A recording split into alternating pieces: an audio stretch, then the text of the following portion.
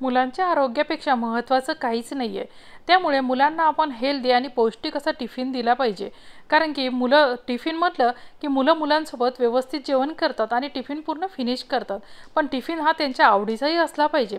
त्यासाठी मी काय केलंय, आज वेगवेगळ्या प्रकारचे टिफिनची सीरीज घेतली आहे।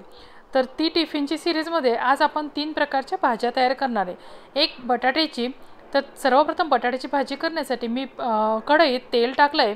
तेल थोडंसं गरम झालं की जिरं दिसलं की मुलं जिरं खात नाहीत किंवा त्यांना पाहिलं की आवडत नाही, त्यामुळे मी जिऱ्याची पूड याच्या भाजीत टाकली आहे आणि मिरच्यांचे मोठे मोठे काप करून टाकले, जेणेकरून हे काप आपल्याला घरीच काढून ठेवता येतील पण भाजीला छान चवही येईल।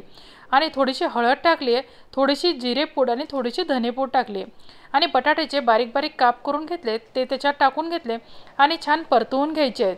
थोडंसं झाकण ठेवून त्याला वाफ काढून घेऊ आणि थोडंसं चवीनुसार मीठ टाकून घेऊ आणि छान आपण यात पाणी न घालता छान बटाट्याला वाफ आली की बटाटा शिजून जाईल। 5 मिनिटं लागतील, पण बटाट्याला छान वाफ आली की तुम्ही बघू शकता बटाटा आपला छान शिजलाय। अशा प्रकारे आपले बटाट्याच्या भाजीचा टिफिन रेडी झालाय। आपण टिफिन भरून घेऊ आणि यानंतर आपण दुसरी भाजी करणार आहे, ती करणार आहे भेंडीची भाजी। त्यासाठी पॅन गरम करायला ठेवलाय। भेंडी तर ही सगळ्यांची आवडती आहे आणि मुलांना विशेष करून भेंडी खूप आवडते। पॅन गरम झालं, तेल टाकलं, तेल गरम झालं की थोडीशी जिरेपूड टाकायची आणि त्यात भेंडीचे काप करून घेतलेले आहेत ते टाकून घ्यायचे आणि छान भेंडी परतवून घ्यायची। भेंडीला छान परतणं झालं की मग आपण तिखट आणि हळद मसाले टाकायचे।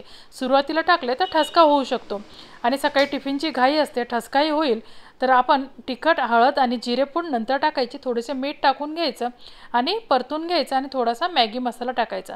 मॅगी मसाल्याची भेंडी मुलांना फार आवडते आणि टेस्टीही खूप लागते।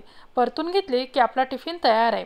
भाजी थोडीशी थंड झाली की टिफिनमध्ये भरून घेऊ, म्हणजे आपला दुसराही टिफिन तयार झाला, तो आपण भेंडीच्या भाजीचा केला आहे। आणि आता आपण तिसरा टिफिन करणार आहे। त्यासाठी आपण कढई गरम करायला ठेवली आहे, त्यात थोडंसं तेल टाकलेलं आहे, थोडेसे जिरेपूड टाकून घेतली आणि जिरेपूड, धनेपूड टाकून घेतली, थोडंसं हळदी पावडर, लाल तिखट टाकून घेतलं।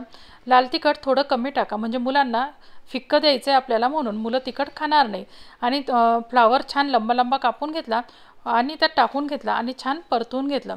त्यात चवीनुसार मीठ पण ॲड करायचं आणि झाकण ठेवायचं की त्याला छान वाफ आली की फ्लावरची भाजी पटकन अशी शिजते।